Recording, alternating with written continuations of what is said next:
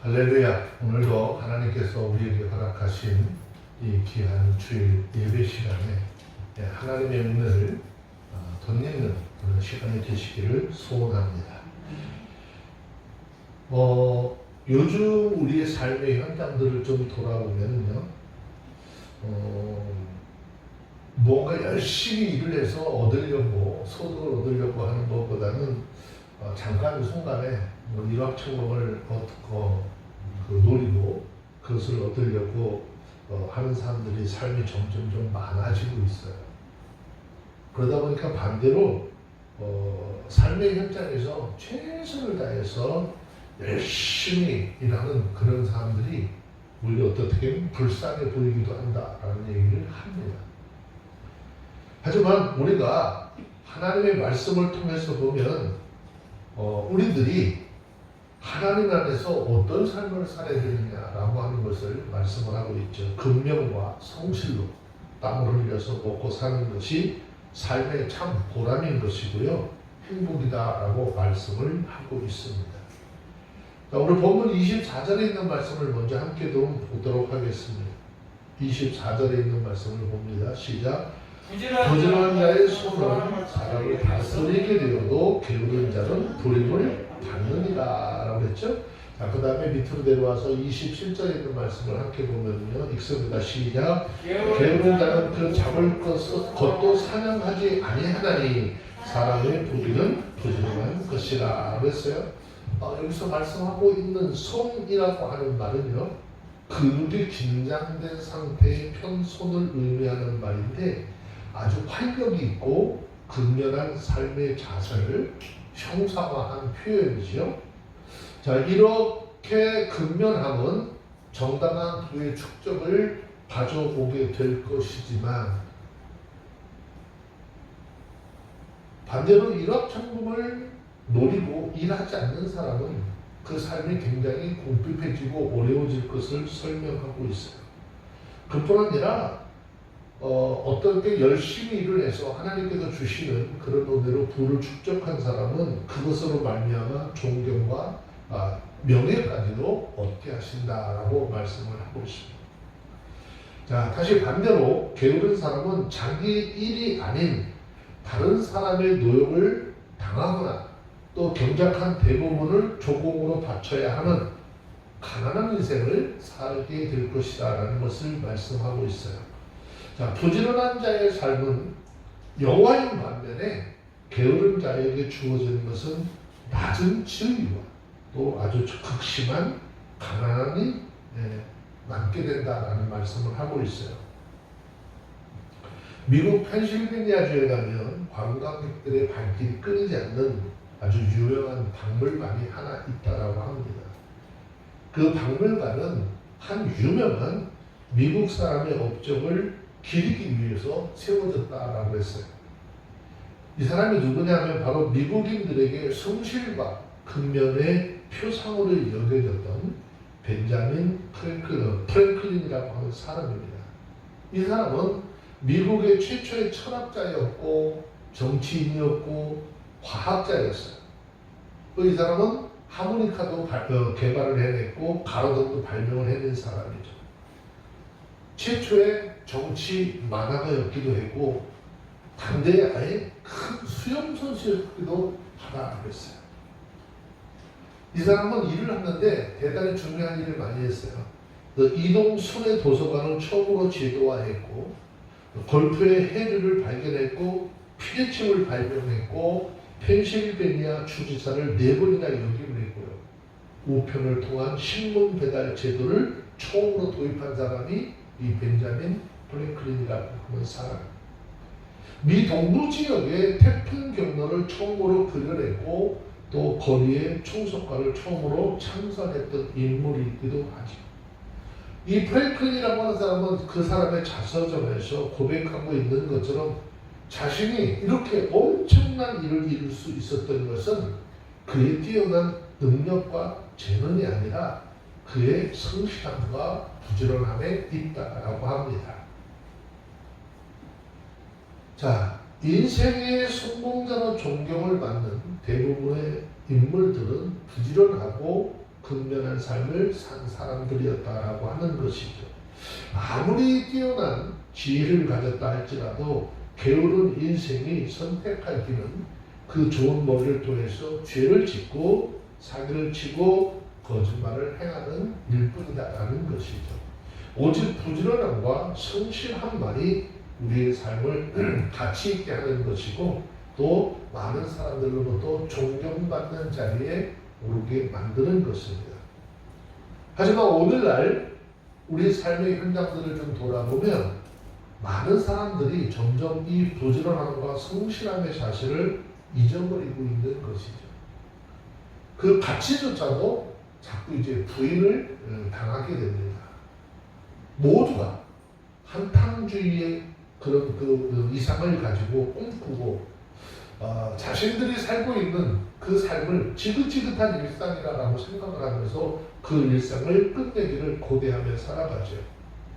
어떻게 하면 일확천금을 얻을 수 있을 것인가? 어떻게 하면 일하지 않고 편하게 살 수 있을까? 어떻게 하면 땀 흘리지 아니하고 거부가 될 수 있을까?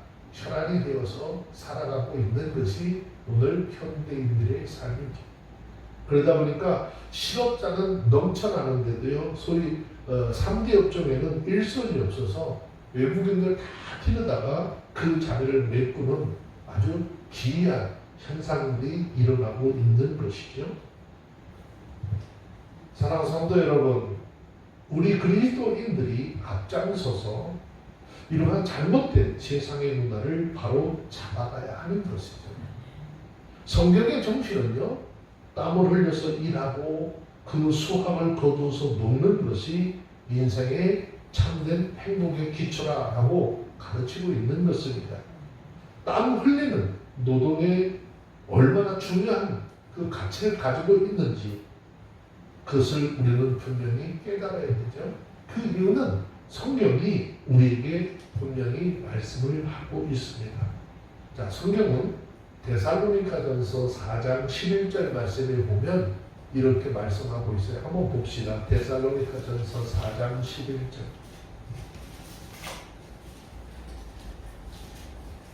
찾으셨으면 데살로니가전서 4장 11절 찾아서 한번 읽도록 합니다. 시작. 또 너에게 명한 것 같이 중명하여 자기를 하고 너희 서로 일하기를 힘쓰라. 네, 또 너희에게 명한 것 같이 종용하여 자기 일을 하고 너희 손으로 일하기를 힘쓰라 그랬어요. 자, 이 말씀에 보면 사도 바울은 열심히 일하는 방법에 대해서 두 가지를 말하고 있죠.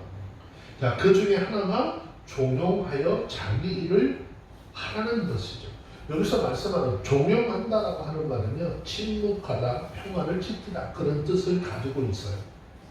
이 당시 데살로니가 교회에 자기 일을 하지 아니하고 남에게 간섭을 하고 아주 떠들기를 좋아했던 사람들이 굉장히 많았어요. 이 사람들은 잘못된 종말론과 사상에 빠져있던 사람들인데, 그래서 이들은 예수님의 재림이 임박했다라고 생각을 하고서 일체 생업을 중단한 채 다른 사람에게까지도 너 일하지 말라고 했어요. 예수님이 곧 오신다고 했으니까 예수님의 재림을 준비하라고 설득하고 다녔어요. 그들이 주장하는 내용들은 예수님께서 곧 재림할 건데 일할 필요가 없다라고 하면서 집에 있는 것을 먹으면서 조용히 앉아서 예수님의 재림만 기다리고 있으라고 사람들을 설득하고 다녔어요. 이 당시 사람들이 이 이야기를 또 얼마나 좀 혼란스러웠을까. 오래되지 않은 우리 사회 속에서도 이런 일들이 이미 있었잖아요. 데살로니가 교회 안에 이런 부류의 사람들이 있었어요. 예수님의 재림이 가까웠으니까 일도 하지 말라고 많은 사람들한테 다니면서 말로 굉장히 일거리를 만들고 다니는 사람들이 있었어요. 그래서 바울은 예수님의 재림을 기다리는 자세를 그런 것이 아니라는 사실을 이야기하기 위해서 너 종용하고 자기 일을 하라고 말하고 있는 것입니다. 필요 없는 말, 누구에게 유익이 되지 않는 말, 확실하지 않은 이런 말들을 일주에 중단하고 예수님께서 재림하시는 그 순간까지도 우리 스스로가 해야 할 일을 열심히 하라라는 말이죠. 주님이 재림하시는 그 순간까지 자신의 사명을 다하면서 기다리는 것이 예수님의 재림을 기다리는 올바른 자세라고 하는 것입니다. 본문에서 바울은 열심히 일하는 방법에 대해서 이야기를 하기를 뭐랍니까? 너희 손으로 일하기를 힘쓰라 그랬어요. 이 당시 데살로니가 교회의 잘못된 종말 사상에 빠진 사람들에 의해서 일을 하지 않으려고 하는 경향 외에도 또 다른 이유로 인해서 일하지 않으려고 하는 경향들이 있었어요. 바로 헬라의 철학 사상의 영향을 받은 사람들이었기 때문인데, 이 당시 헬라인들은 육체 노동은 자유인의 품위를 떨어뜨리는 것이고 노예나 하는 일이라고 생각을 했어요. 그래서 육체 노동을 하는 사람들을 굉장히 멸시하고 우습게 여겼습니다. 바로 이러한 영향들을 받은 사람들이 데살로니가 교회 안에 있었기 때문에 일을 하지 않으려고 하는 이 경향들이 굉장히 많이 생겨나게 되었습니다. 하지만 이런 문화는 이 당시에 데살로니가 교회만 있었느냐? 그렇지 않죠. 우리나라에도 이런 문화가 존재하고 있었습니다. 그래서 탄생한 것이 한때 화이트 칼라, 블루 칼라라고 하는 칼라로 사람들이 일이 나뉘어졌죠. 문화를 만들어냈어요. 그래서 육체 노동을 하는 블루 칼라라고 하는 것들은 육체 노동을 하는 사람들로 이렇게 지칭을 하는 이야기였었는데, 육체 노동을 하는 사람들을 어떻게 좀 멸시하고 무시하는, 그리고 화이트 칼라로 앉아서 사무적인 일을 보는 사람들은 굉장히 그런 고귀하고 능력이 많은 그런 사람들처럼 되어버렸어요. 이런 것들이 우리 삶 속에 하나의 마치 철학처럼 자리 잡아서 많은 사람들은 고통에 빠진 그런 일도 있어요. 그래서 김경일 교수가 쓴 공자가 죽어야 나라가 산다라고 하는 책을 보면 유교를 가르쳐서 사회 전체를 병들게 만드는 시커먼 곰팡이와 같다라고 하는 얘기가 있어요. 사람 잡는 유교 사상을 그렇게 표현한 것이죠. 그런데 노동을 천시하는 경향이 당시에 헬라 철학에도 있었고, 이러한 헬라의 철학에 영향을 받은 사람들에 의해서 데살로니가 교회 안에도 노동하는 일들을 굉장히 경시하는 경향들이 태어나기 시작을 했습니다. 하지만 성경을 보면 성경은 노동을 아주 신성시 여기고 있다는 것이죠. 유대인들 역시도 전통적으로 노동을 아주 신성하게 여겨왔어요. 자, 그래서 사도 바울은요, 데살로니가후서 3장 10절에 있는 말씀을 잠깐 보시면, 데살로니가후서 3장 10절의 말씀에 보면 그래서 이렇게 이야기하고 있는 거예요. 한번 봅니다. 시작.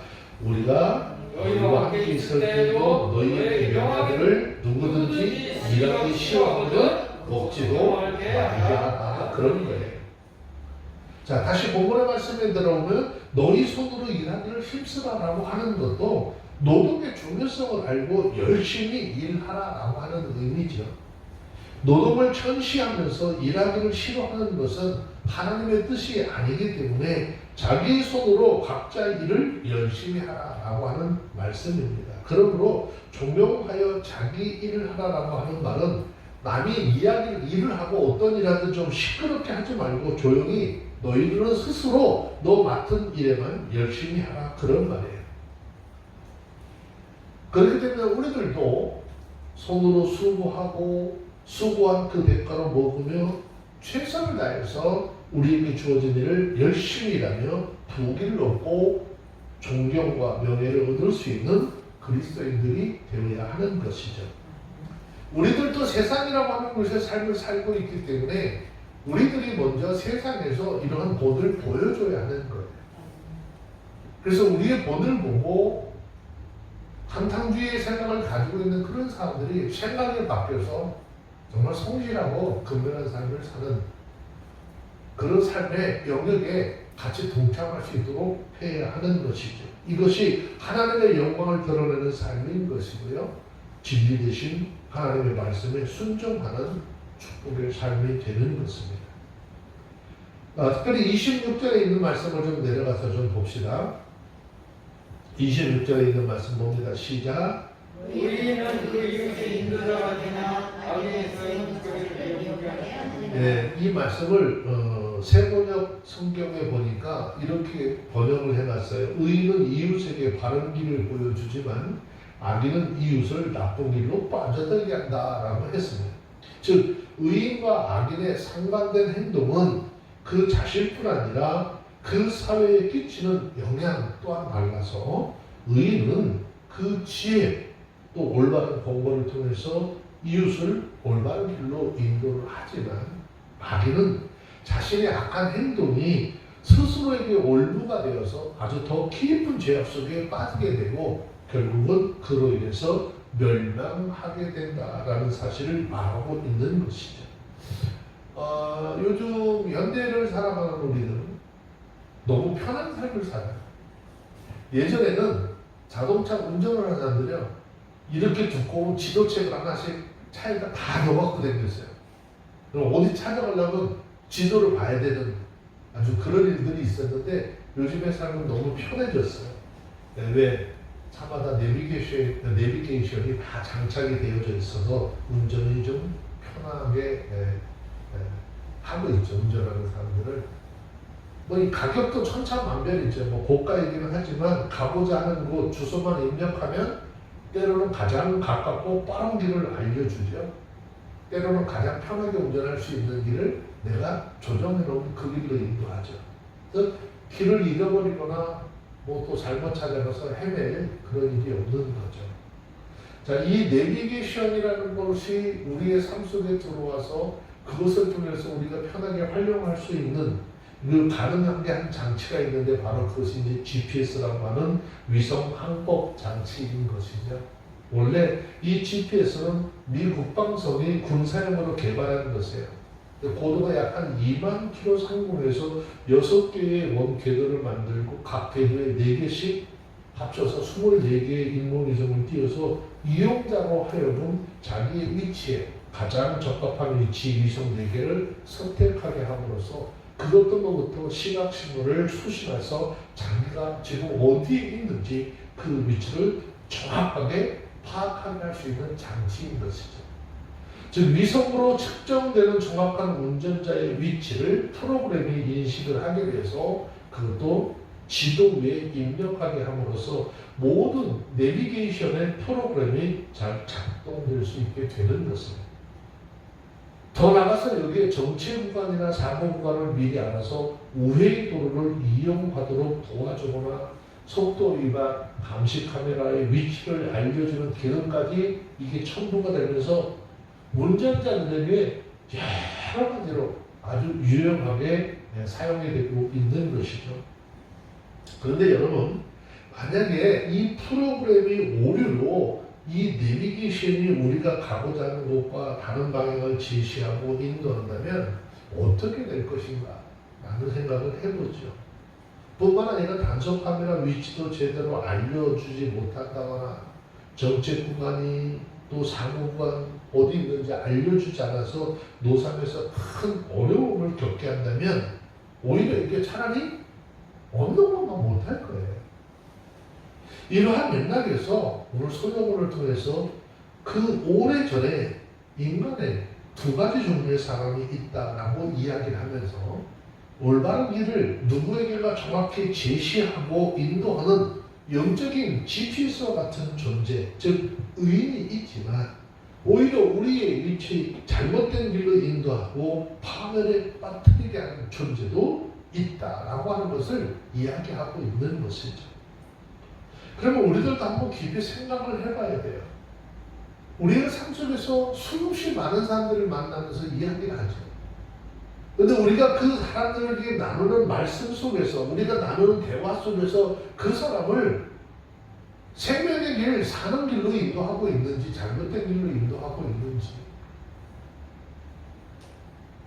하나님의 말씀을 그 안에 소유하고 사람들을 올바르게 인도하는 삶을 살고 있는지, 아니면 잘못된 가치관과 잘못된 인생의 방향을 제시하고 현혹하여서 자신도 망하게 하고 다른 사람도 죄악에 빠뜨리는 이 악한 삶을 살고 있지 않느냐라고 하는 것입니다. 우리는 잘못된 삶을 인도하는 자를 소경이라고 표현하죠. 또 신앙적으로 잘못된 어떻게 그 인도자가 되면, 신앙적인 인도자가 되면 그 사람도 소경이에요. 하나님의 말씀을 올바로 가르치지 않는 그런 목회자들을 따라서 가다 보면 그 사람들도 같이 죽는 거죠. 예수님께서 마태복음 15장 14절 말씀해 보세요. 그냥 소경이 소경을 인도할 때 어떻게 그냥 투해요. 저희가 소경이 되어서 소경을 인도하는 자가 만일 소경이 소경을 인도하면 둘 다 구덩이에 빠지느니라 라고 말씀합니다. 우리가 살고 있는 이 시대도 우리 모두는 하나님의 말씀의 가르침을 받아서 온전한 믿음의 길로 인도함을 받을 수 있는 우리 모두가 다 되어지시길 주의 이름으로 축원합니다. 우리 그리스도인들 하나님의 사람입니다. 그리스도인들은 하나님의 사람으로 올바른 길을 걷고 또 다른 사람들의 바른 길로 인도하는 의롭고 아름다운 삶을 살아가는 우리 모든 신령들이 되어야 하는 것이죠. 그래서 우리가 나누는 대화, 우리가 사람들과 만나서 그 속에서 그 사람들에게 어떤 이야기를 하느냐 너무너무 중요한 것입니다. 그러니까 저와 여러분들의 입술은요, 영혼을 살리고 쓰러진 그런 무릎들을 일으켜 세울 수 있는 그런 하나님의 사람들의 입술이 다 되시길 바랍니다. 자, 28절에 있는 말씀 내려가서 한 절 더 보겠습니다. 읽습니다. 시작. 의로운 길에 생명이 있나니 그 길에는 사망이 없느니라. 그렇죠? 예수님께서도 말씀하신 것처럼 믿음의 길은 좁고 험난하죠. 좁고 험난한 이 길이지만 이 길만이 의의 길만이 인생의 종착지에서 영원한 생명과 구원을 얻게 하는 것입니다. 자, 28절 말씀은요, 본문 또 잠언 12장의 결론이죠. 또 잠언이 말하고자 하는 아주 핵심 사상 중에 하나입니다. 자, 여기 솔로몬을 통해서 이 잠언을 기록했는데 여기에서 끊임없이 의인과 악인의 상반된 운명을 여러 가지 각도에서 조명을 하고 반복을 하면서 무엇보다도 하나님의 말씀과 하나님의 가르침에 순종하여 그것을 따라가는 그러한 의로운 삶만이 모든 환난에서 우리를 보호할 것이고 또 보호할 뿐만 아니라 그로 인해서 참된 평안과 축복을 누릴 수 있다라고 하는 것을 잘 가르쳐 주고 있죠. 우리는 우리가 살아가는 삶을 흔히 길이라고 하는 단어로 표현을 하죠. 우리가 살고 있는 이 삶을 길로 표현합니다. 마치 우리가 가는 이 길이 거미줄처럼 아주 존재하는 도심의 길처럼 인생도 끝없는 미로와 같이 복잡하고 난해한 일들로 가득 차 있어요. 그뿐 아니라 아무리 짧은 인생이라 할지라도 우리 삶의 현장 속에서 어떻게 고등길만 있는 게 아니죠. 끝까지 가는 동안에 보면 끝없이 나타나는 교차로들이 있어요. 그 교차로에서 우리 자신이 나가야 할 길을 내가 선택을 하고 내가 선택해서 걸어간 그 길에 대해서 그 분명한 대가를 지불하면서 인생의 종착지를 향해 나가고 있는 것이죠. 우리가 살아가는 길, 굉장히 여러 갈래의 길이 우리 앞에 펼쳐져 있습니다. 그러나 모든 길이 동일한 종착지를 향하고 있느냐, 동일한 종착지를 향해서 가는 것이 아니에요. 이 중 대부분의 길들은 사망과 가혹한 심판을 향해서 아주 넓게 우리 가운데 펼쳐져 있는 길이라는 거죠. 그러나 생명을 향하고 있는 길은 너무나도 좁고 아주 험난한 길이죠. 예수님께서는 이 길에 대해서 마태복음 7장 13절 14절 말씀해 보니까 좁은 문으로 들어가라. 멸망으로 인도하는 문은 크고 그 길이 넓어 그리로 가는 자가 많고 생명으로 인도하는 문은 좁고 길이 협착하여 찾는 이가 적으니라 그랬습니다. 이처럼 인생이 선택하고 걸어가야 할 길은 많지만 마땅히 걸어가야 할 그 생명을 향해서 열려져 있는 길은 너무나도 적다는 것이죠. 그러면 예수 믿고 구원받은 하나님의 사람들인 저와 여러분들이 추구해야 할, 걸어가야 할 그 삶의 길은 무엇일까요? 그것은 바로 지혜와 의의 실체이신 하나님을 갈망하고 하나님을 기뻐하시는 말씀을 쫓아 행하며 신령한 지혜를 따라 살아가는 의로운 자의 길인 줄로 믿습니다. 그러면 내가 과연 지금 내가 가는 길, 이 믿음의 길 어떤 길이냐? 혹시 너무너무 편안하고 넓은 길을 선택하여 나가고 있지는 않느냐라는 것입니다. 그렇다면 우리는 명심해야 돼요. 그 길에는 생명도 없고 긍휼함도 축복도 없다라는 것이죠. 성경 우리에게 말씀하셨어요. 자, 사도행전 2장 28절 말씀 잠시 보도록 하겠습니다.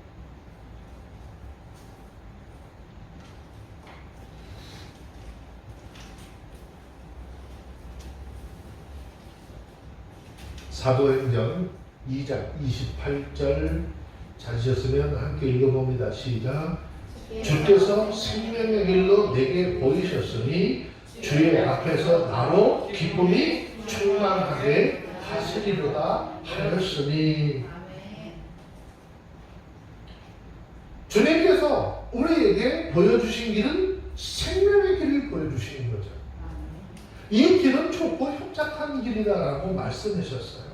그러면 이 사도행전 2장 28절에서 말씀하고 있는 것처럼 예수님께서 우리에게 보이신 이 생명의 길, 이 길을 걸어가는데 기쁨이 충만한 그런 마음, 그런 심령으로 이 길을 걸어갈 수 있도록 해야 하는 거예요. 내가 신앙으로 하는 신앙생활하면서 가는 길이요.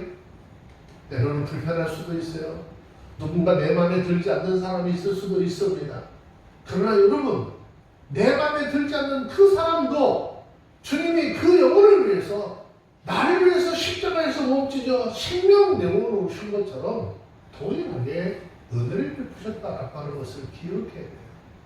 그러면 그 상대방이 얼마나 귀하니까 나만 귀한 것이 아니라 그 상대방도 귀한 것입니다. 인생의 종착지에서 하나님으로부터 주어지는 상급을 받기를 원한다 한다면 하나님의 의를 갈망하고 또 주님이 원하시는 좁은 길, 곧 의로운 길을 걸어가는 저와 여러분들이 다 되어주시기를 주의 이름으로 축원합니다.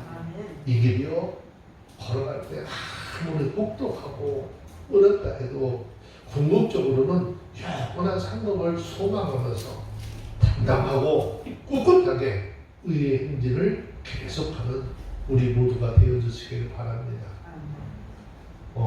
제가 요즘에 굉장히 많이 실감하는 것 중에 하나가 그거죠. 인간의 말 속에는요, 엄청난 능력과 권세가 있는 것이죠. 그런데 이 말이 말을 하는 사람에 따라서 아주 너무나 큰 차이를 내게 됩니다. 즉, 악인은 그 거짓과 불의에서 비롯된 말을 통해서 파멸과 심판을 가져오지만 의인은 진실과 정직과 의에서 비롯된 생명과 치유의 역사, 위로와 기쁨, 평안의 길을 이룩하고 드러내며 사는 것이죠. 그렇다면 과연 우리는 우리 삶 속에서 어떠한 열매들을 맺고 사느냐라고 하는 거예요. 분열과 죽음과 파멸의 열매를 맺고 있는지, 아니면 생명과 치유와 기쁨과 평안을 열매를 맺고 살고 있는지 우리 스스로 점검해 보아야 하는 것이죠.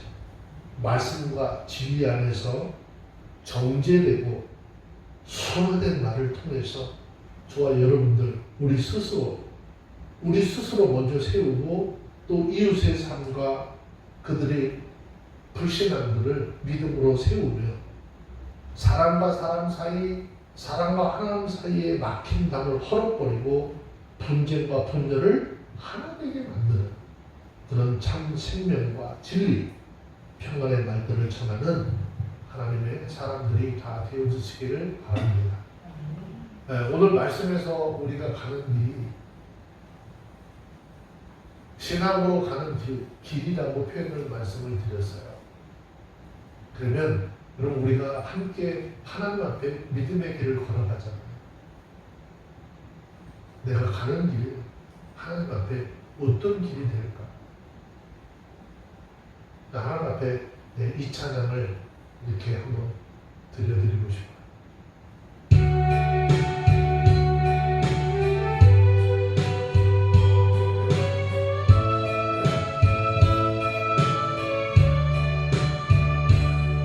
주여 나에게 세상은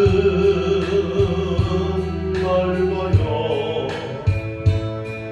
주여 나에게 세상은 허무해요. 사랑의 주여 내 곁에 오셔서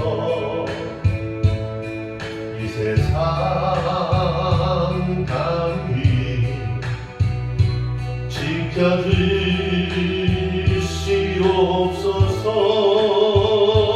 주의 길 가는 동안 흐르는 눈물이 주님이 주신 것이라며 기쁘게 흘리게 하소서. 그대의 아픔은 주님이 가신 고난의 길, 그대의 눈물은 주님이 흘린 보혈의 피. 오 주여 이 길이 당신의 뜻이라면 이 아픔의 길이 영광의 길 되게 하소서.